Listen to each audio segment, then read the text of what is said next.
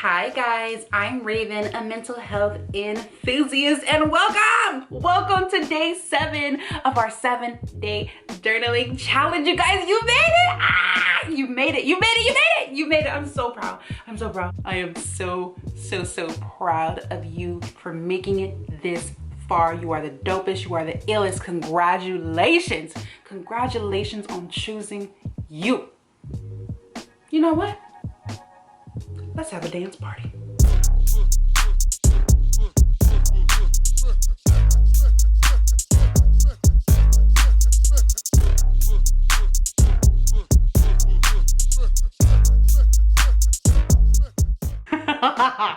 Yes, a dance party for you. Congratulations on choosing you. So our goal for today, our final day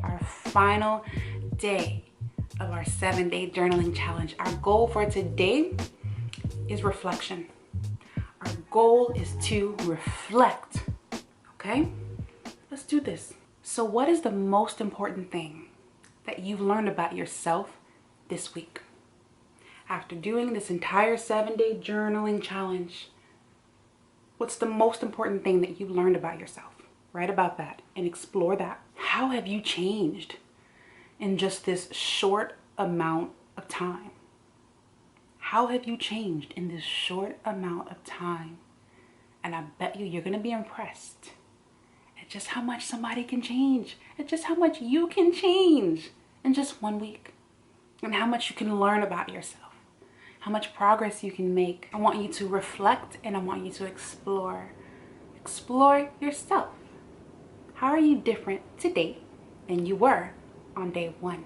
Let me know down in the comment section below. Let's talk about it. Let's talk about it, girl. Our boy. You. So I'm gonna leave you with sort of a bonus journal prompt. So what is one new way that you will start to engage in self-care, keeping what you learned in mind? So what you learned about yourself, right? You learned something new about yourself this week. I can guarantee you that.